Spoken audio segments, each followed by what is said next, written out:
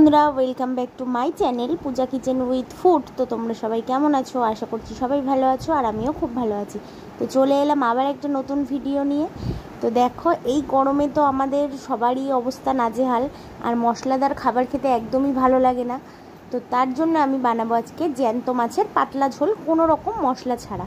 তো আমি যেই জিনিসগুলো দিয়ে বানাই সেটাই তোমাদের সাথে শেয়ার করছি। তো চলো ভিডিওটা দেখতে থাকো। আর আমি আজকে নিয়েছি ফলই মাছ। তো মাছগুলো পুরো জ্যান্ত ছিল। তো ফলই মাছ অনেক কাটা হয়, কিন্তু খেতে কিন্তু অনেকই স্বাদ। তো যারা খাও তারা তো জানো, আর যারা খাওনি তারা তো একবার বলবো অবশ্যই ট্রাই করতে। তবে বাচ্চারা হয়তো খেতে পারবে না এই মাছটা, কেন অনেকই কাটা হয়। তো দেখো, তার মাছগুলো আমি ভেজে নিচ্ছি আগে। তো দেখো, মাছটা দেওয়ার সঙ্গে সঙ্গে লেজটা কেমন গুটিয়ে গেল। মানে মাছটা যখন আমি কাটছিলাম তখন মানে নড়ছিল, প্রচুর পরিমাণে জ্যান্ত ছিল মাছগুলো আজকের।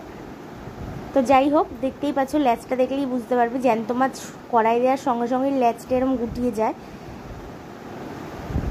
তো মাছটা আমার মনে হচ্ছে তেলটা আর একটু গরম হতো, নাহলে মাছটা লেগে যাওয়ার কোনো কারণ নেই, কেন একদমই জ্যান্ত মাছ। মনে হচ্ছে তেলটা গরম একটু কম হয়েছিল, তার জন্যই মাছটা দেখো এইভাবে কিন্তু একটু লেগে যাচ্ছে, আমার ছাড়াতে একটু অসুবিধা হচ্ছিল। তো যাই হোক করে আস্তে আস্তে করে তুললাম। আর ফলই মাছটা আমার খুবই পছন্দের একটা মাছ, আমার খুব ভালো লাগে খেতে। তো তোমাদের কার কার পছন্দ এই মাছটা অবশ্যই জানাবে। আর এই গরমকালে কোনো রকম মশলা ছাড়া জ্যান্ত মাছের ঝোল ভালোই লাগে বেশ।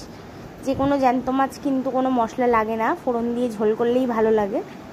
তবে সেটা মাছ বুঝে, তেলাপিয়া এই সব মাছগুলোও ভালো লাগে ফোড়ন দিয়ে, কিন্তু জ্যান্ত হলে। মরা মাছ একদমই মানে মশলা ছাড়া ভালো লাগে না। মশলা বলতে যে আবার সব মাছে পেঁয়াজ আদা রসুন এই রকম মশলাই দিতে হবে তার কোনো মানে নেই। মশলা বলতে কিন্তু আদা জিরে বাটাও হয়, কিন্তু আমি কিন্তু আজকে এই মাছটায় কোনো মশলা ছাড়াই আমি তোমাদের রান্না করে দেখাবো। তো ভিডিওটি ভালো লাগলে অবশ্যই কিন্তু একটা লাইক শেয়ার কমেন্ট করতে ভুলো না। তো দেখতে থাকো। তো মাছটা দেখো আমার ভাজা হয়ে গেছে, এই কটা মাছ।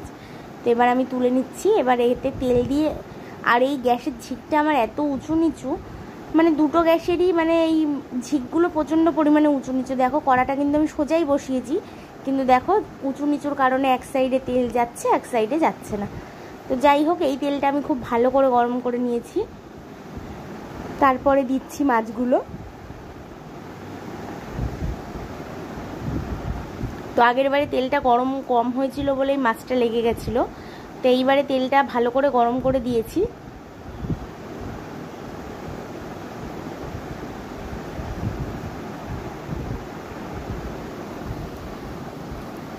আর এই বাজারে সবসময় কিন্তু এই মাছটা পাওয়া যায় না। আর এই মাছটা তোমরা কিন্তু আরেকটা জিনিস দিয়ে রান্না করতে পারো। আজকে আমি সজনে ডাঁটা পাইনি, এই মাছটা সব থেকে বেশি ভালো হয় সজনে ডাঁটা দিয়েই ঝোল করলে। তো সজনে ডাঁটা আলু দিয়ে ঝোল করলে ভালো হয়, কিন্তু সজনে ডাঁটা যেহেতু নেই তার জন্য আজকে শুধু আলু দিয়েই করতে হচ্ছে। তোমাদের কাছে যদি সজনে ডাঁটা থাকে তো অবশ্যই এতে দেবে, খুবই আরও বেশি টেস্ট হবে। আর মাছটার ডিমও হয়ে গেছিলো, তো দেখতে পাচ্ছ সাইডে একদম অল্প একটুখানি ডিম। তো দুটো মাছেই ডিম ছিল। তো এই মাছ কটা দেখো বন্ধুরা অনায়াসে উঠে গেল, তখন তেলটা অবশ্যই কম গরম হয়েছিল বলেই ওঠেনি। তো দেখো, কড়াইতে আর একটুখানি তেল দেব। তো দিয়ে এবার দিয়ে দিচ্ছি 1 চামচ মতো কালো জিরে ফোড়ন। আর যে কোনো জ্যান্ত মাছের রাঁধুনি কালো জিরে এই ফোড়নগুলোই বেশি ভালো লাগে। তো কালো জিরে দিয়ে দেখো দিয়ে দিচ্ছি আলুগুলো। আজ কিন্তু আলু ভেজে রাখার কোনো ব্যাপার নেই, একবারেই কিন্তু সব দিয়ে দেব। তো আলুগুলো দিয়ে দেখো একটুখানি নেড়ে চেড়ে মিশিয়ে নিয়ে দিয়ে দিচ্ছি কেটে রাখা একটা টমেটো। আর টমেটোটা একটা অবশ্যই দেবে, টমেটো দিলে ভালো হয়, যেহেতু পাতলা ঝোল একটু হালকা টক ভাব থাকে। এটা আর দেশি টমেটো হলে আরোই ভালো হয়, তাই বলে কিন্তু এক গাদা দেবে না। আর দেখো দিয়ে দিচ্ছি চেরা কাঁচা লঙ্কা, যে যেমন ঝাল খাও সেইভাবে দেবে। কোনো শুকনো লঙ্কার গুঁড়ো কিন্তু আজকে ব্যবহার হবে না, বলেছি কোনোই মশলা দেবো না। তো তারপর দিয়ে দিলাম নুন আর হলুদ। তো সব কিছু দিয়ে একটুখানি ভেজে নেব। মিনিট 2-3 মতো একটু ভেজে নিলেই হবে। যতক্ষণ না টমেটোগুলো গলছে ততক্ষণ ভাজবে। যেহেতু নুন দিয়ে দিয়েছি টমেটোগুলো একটু পরেই গলে যাবে।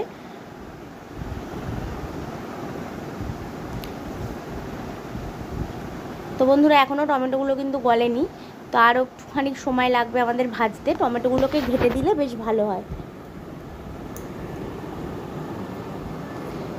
তো দেখো এবার কিন্তু টমেটোগুলো একদম নরম হয়ে গেছে, দেখতেই পাচ্ছ। আমি কিন্তু এইভাবে ভেঙে ভেঙে দিচ্ছি টমেটোগুলোকে।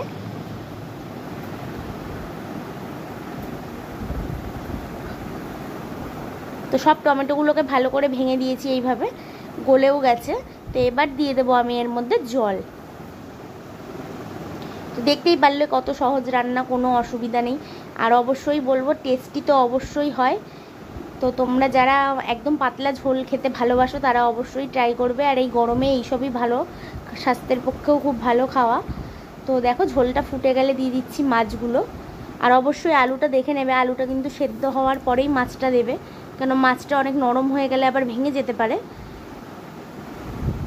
তো বন্ধুরা দেখো এরকম একটা হাতার সাহায্যে আমি লঙ্কাগুলো একদম দেখো নরম হয়ে যাওয়ার পর লঙ্কাগুলো কিন্তু এইভাবে ভেঙে দিচ্ছি। তো তোমরা যারা ঝাল পছন্দ করো তারা কিন্তু এইভাবেই করতে পারো, আর যারা ঝাল কম খাও তারা অবশ্যই ভাঙবে না। তো লঙ্কাগুলোকে সব ঘেটে দেওয়ার পরে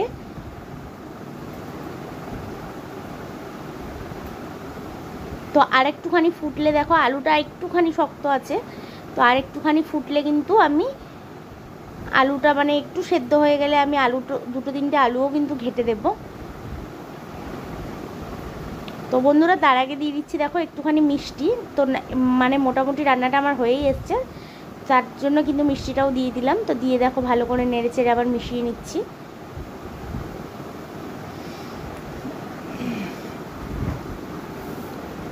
তো দেখো এবার দুটো আলু ভেঙে এটা আমি নামিয়ে দেব।